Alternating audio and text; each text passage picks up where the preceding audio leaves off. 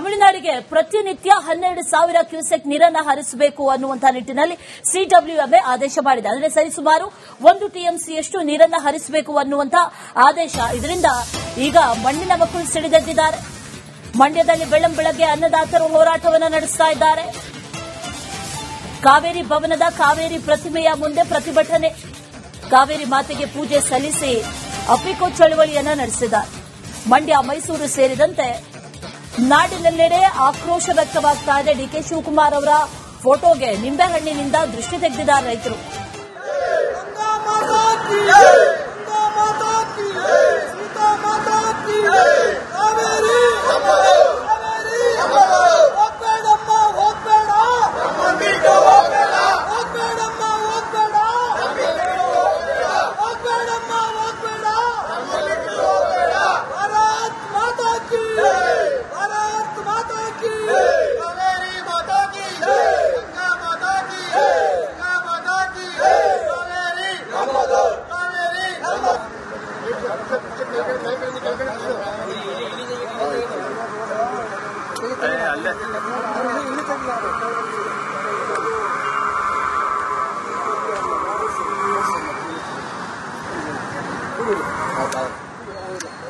ಮಂಡ್ಯದಲ್ಲಿ ಹೋರಾಟವನ್ನು ನಡೆಸ್ತಾ ಇದ್ದಾರೆ.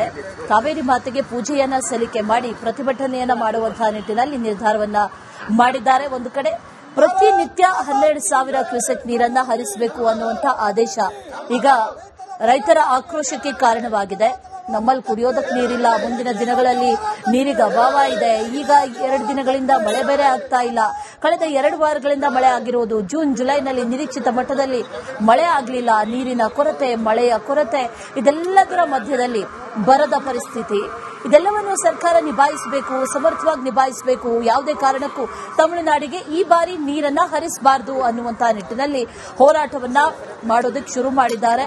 ಕರ್ನಾಟಕಕ್ಕೆ ನಿಜಕ್ಕೂ ಕೂಡ ಅನ್ಯಾಯ ಆಗಿದೆ ಅನ್ನುವಂತಹ ನಿಟ್ಟಿನಲ್ಲಿ ಒಂದಷ್ಟು ಧ್ವನಿ ಕೇಳಿ ಬರ್ತಾ ಇದೆ. ಹಾಗಾಗಿ ಕಾವೇರಿ ಪ್ರತಿಮೆಯ ಮುಂದೆ ಪ್ರತಿಭಟನೆಯನ್ನ ನಡೆಸಿದ್ದಾರೆ.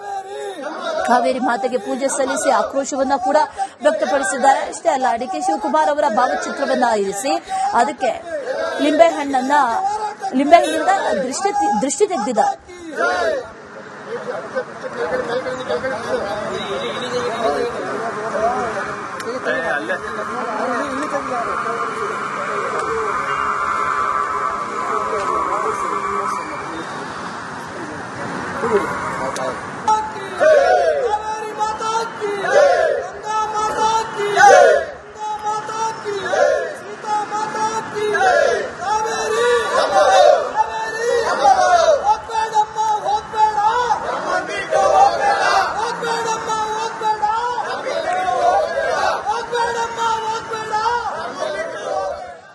ಇದೇ ವಿಚಾರಕ್ಕೆ ಸಂಬಂಧಪಟ್ಟಂತೆ ಡೀಟೇಲ್ಸ್ ಅನ್ನ ಕೊಡ್ತಾರೆ ನಮ್ಮ ಪ್ರತಿನಿಧಿ ವೀರೇಶ್. ನೇರ ಸಂಪರ್ಕದಲ್ಲಿ ಜಾಯಿನ್ ಆಗಿದ್ದಾರೆ.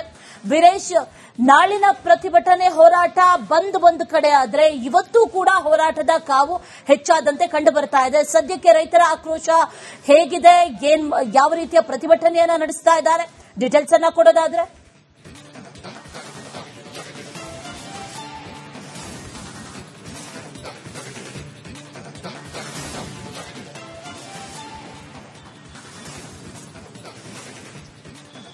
ಎಸ್, ಅಫ್ಕೋರ್ಸ್ ಅಶ್ವಿನಿ, ತಾವು ಹೇಳಿದಾಗೆ ನಿನ್ನೆ ಯಾವಾಗ ಈ ಸಿಡಬ್ಲ್ಯೂಆರ್ಸಿ ಕೊಟ್ಟಿರತಕ್ಕಂತಹ ಒಂದು ವರದಿಯನ್ನ ಯಥಾವತ್ತಾಗಿ ಸಿಡಬ್ಲ್ಯೂಎಂಎ ಯಾವ ರೀತಿಯಾಗಿ ಅದನ್ನ ಒಂದು ಆದೇಶ ರೂಪದಲ್ಲಿ ಅದನ್ನ ನೀವು ಪಾಲಿಸಬೇಕು ಅಂತ ಹೇಳಿದಾಗ ಕಂಪ್ಲೀಟ್ ಆಗಿ ಇಡೀ ಕರ್ನಾಟಕ ಜನತೆ, ಅದರಲ್ಲೂ ಪ್ರಮುಖವಾಗಿ ಮಂಡ್ಯದ ಜನತೆ ಅಂತೂ ಸಂಪೂರ್ಣವಾಗಿ ಹೊತ್ತು ಉರಿತಾ ಇದ್ದಾರೆ. ಕಾರಣ ಕರ್ನಾಟಕದಲ್ಲಿ ಒಂದ್ ಕಡೆಗೆ ಯಥೇಚ್ಛವಾಗಿ ಮಳೆ ಆದ್ರೆ ಮತ್ತೊಂದು ಕಡೆ ಬರಗಾಲದ ಒಂದು ಪರಿಸ್ಥಿತಿ ಇದೆ. ಇಂಥದರಲ್ಲೂ ಕೂಡ ನಮಗೆ ಮಳೆಯೇ ಇಲ್ಲ.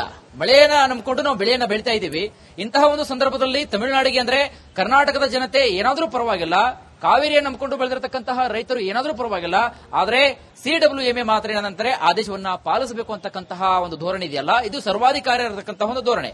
ಜೊತೆಗೆ ಆಗಸ್ಟ್ 13ಕ್ಕೆ ಏನು ಕರ್ನಾಟಕ ಒಂದು ಬಂದ್ ಮಾಡ್ಲಿಕ್ಕೆ ಅಂತ ಏನೊಂದು ಪ್ಲಾನ್ ಅನ್ನು ಹಾಕಿಕೊಳ್ಳಿತೋ ಅದಕ್ಕೆ ಈಗ ಕನ್ನಡ ಪರ ಸಂಘಟನೆ ಆಗಿರಬಹುದು, ರೈತ ಸಂಘಟನೆಗಳಾಗಿರಬಹುದು, ಅದೇ ರೀತಿಯಾಗಿ ಕೆಲವೊಂದಿಷ್ಟು ಹೋರಾಟಗಾರರು ಕೂಡ ಇದಕ್ಕೆ ಸಾಥ್ ನೀಡ್ತಾ ಇದ್ದಾರೆ. ಆಮೇಲೆ ಈ ಭಾಗದಲ್ಲಿ ಕಾವೇರಿ ಜಲಾನಯನ ಪ್ರದೇಶದಲ್ಲಿ ಇತ್ತೀಚಿನ ಈ ಒಂದು ವಾರಗಳಲ್ಲಿ ಸ್ವಲ್ಪ ಮಟ್ಟಿಗೆ ತಕ್ಕ ಮಟ್ಟಿಗೆ ಮಳೆ ಆಗ್ತಾ ಇದೆ. ಓಕೆ, ಆದ್ರೆ ಮುಂದಿನ ದಿನಮಾನಗಳಲ್ಲಿ ಮಳೆ ಆಗತ್ತಾ ಆಗಲ್ವಾ ಅಂತಕ್ಕಂಥದ್ದು ಯಾವ ಒಂದು ಗ್ಯಾರಂಟಿ ಮೇಲೆ ನೀವು ನಿರ್ಧಾರವನ್ನು ಮಾಡ್ತಾ ಇದ್ದೀರಿ?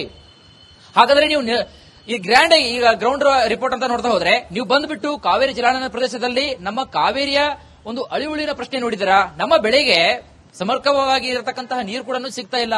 ಆ ಹಿನ್ನೆಲೆಯಲ್ಲಿ ನೀವು ಯಾವ ಆಧಾರದ ಮೇಲೆ ಈ ಒಂದು ನಿರ್ಧಾರವನ್ನು ತೆಗೆದುಕೊಂಡಿದ್ದೀರಿ? ಸೊ ಹಾಗಾಗಿ ಇವತ್ತು 11 ಗಂಟೆಗೆ ಸದ್ಯಕ್ಕೆ ನಾನೀಗ ಮಂಡ್ಯದ ಕಾವೇರಿ ಭವನದ ಮುಂದ್ಗಡೆ ಇದ್ದೀನಿ. ಇವತ್ತಿನ ಹೋರಾಟದ ತೀವ್ರ ಸ್ವರೂಪ ಯಾವ ರೀತಿ ಇರುತ್ತಂತಂದ್ರೆ, ಈಗಾಗಲೇ ನಿನ್ನೆ ಕೆಲವೊಂದಿಷ್ಟು ಸೂಚನೆ ಹಾಗೂ ಕೆಲವೊಂದಿಷ್ಟು ನಿಯಮಗಳನ್ನ ಅವರು ಎಲ್ಲರೂ ಕೂಡ ಈಗ ಪ್ರತಿಭಟನೆಯಲ್ಲಿ ಜಾರಿಗೆ ತರುತ್ತಿದ್ದಾರೆ. ಕಾವೇರಿ ಭವನದ ಮುಂದಿರತಕ್ಕಂತಹ ಕಾವೇರಿಯಮ್ಮನ ಒಂದು ಮೂರ್ತಿಗೆ ಪೂಜೆಯನ್ನ ಮಾಡಿ ಆ ಮುಖಾಂತರ ಕಾವೇರಿಯಮ್ಮ ನಮ್ಮವಳು ಅಂತಕ್ಕಂತಹ ಮೂರ್ತಿಯನ್ನ ಎಲ್ಲರೂ ಕೂಡ ಅಪ್ಪಿಕೋ ಚಳುವಳಿ ಮುಖಾಂತರ ನಾವು ಯಾವುದೇ ಕಾರಣಕ್ಕೂ ಕೂಡ ಕಾವೇರಿಯನ್ನ ನಾವು ಬಿಟ್ಟುಕೊಡೋ ಮಾತೇ ಇಲ್ಲ. ಕಾವೇರಿ ಅಂತ ಬಂದಾಗ ಅದು ನಮ್ಮ ಅಸ್ಮಿತೆ. ಹಾಗಾಗಿ ಈ ಭಾಗದ ನಾವು ಜನರು ಇಡೀ ರಾಜ್ಯಕ್ಕೆ ನಾವು ಸಿಹಿಯನ್ನ ಕೊಡ್ತಕ್ಕಂತಹ ಕಬ್ಬನ್ನ ಬೆಳೆದ್ರ ಮುಖಾಂತರ ನಾವು ಯಥೇಚ್ಛವಾಗಿ ಕಬ್ಬನ್ನ ಕೊಡ್ತಕ್ಕಂತಹ ಈ ಭಾಗದ ಜನತೆಗೆ ಈ ಬಾರಿ ನಮಗೆ ಕಹಿಯ ಅನುಭವವಾಗ್ತಾ ಇದೆ.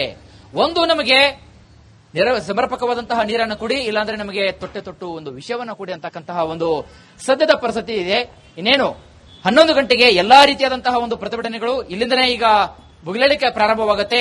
ಒಂದ್ ಕಡೆಗೆ ಸರ್ಕಾರದ ವಿರುದ್ಧ ಕೂಡ ಆಕ್ರೋಶವಾಗ್ತಾ ಇದೆ. ಯಾಕೆ ರಾಜ್ಯದ ಪರವಾಗಿ ಸಿಡಬ್ಲ್ಯೂಎಂಎ ಅಧಿಕಾರಿಗಳನ್ನ ಮನವೊಲಿಸಲಿಕ್ಕಾಗ್ತಾ ಇಲ್ಲ? ರಿಯಾಲಿಟಿ ಏನಿದೆ? ಎಲ್ಲೊಂದ್ ಕಡೆ ನಮ್ಮವರು ಎಡುತ್ತಾ ಇದ್ದಾರಾ? ಎಲ್ಲದರ ಕುರಿತಾಗಿ ಸಾಕಷ್ಟು ರೈತರಾಗಿರ್ಬೋದು, ಕನ್ನಡ ಸಂಘಟನೆ ಮುಖಂಡರಾಗಿರಬಹುದು, ಕೆಲವೊಂದಿಷ್ಟು ಪ್ರಗತಿಪರ ಮುಖಂಡರಾಗಿರಬಹುದು, ಎಲ್ಲರೂ ಕೂಡ ಜಮಾವಣೆ ಆಗ್ತಾ ಇದ್ದಾರೆ. ಈಗ ಕಾವೇರಿ ಭವನದಿಂದ 11 ಗಂಟೆಗೆ ಎಲ್ಲಾ ಸಂಘಟನೆಗಳು ಒಕ್ಕೊರಲಿಂದ ರಾಜ್ಯದ ಪರವಾಗಿ ಹಾಗೂ ಕಾವೇರಿ ಅಸ್ತಿತ್ವದ ಕುರಿತಾಗಿ ಸಿಡಬ್ಲ್ಯೂಎಂಎ ಒಂದು ಆದೇಶವನ್ನ ಧಿಕ್ಕಾರದ ಮುಖಾಂತರ ತಮ್ಮ ಹಕ್ಕನ್ನು ಪಡೆದುಕೊಳ್ಳಲಿಕ್ಕೆ ಎಲ್ಲಾ ರೀತಿಯಾಗಿ ಒಂದು ಸಾಧ್ಯತೆ ಇದೆ. ಜೊತೆಗೆ ಶ್ರೀರಂಗಪಟ್ಟಣದಲ್ಲೂ ಕೂಡ ಎರಡನೇ ಒಂದು ಭೂಮಿ ತಾಯಿಯ ಹೋರಾಟ ಕೂಡ ಸಕಲ ರೀತಿಯಾದಂತಹ ಒಂದು ಸಿದ್ಧತೆಯನ್ನು ಮಾಡಿಕೊಂಡಿದೆ. Ashwini. All right Veeresh, thank you ಡೀಟೇಲ್ಸ್ಗೆ.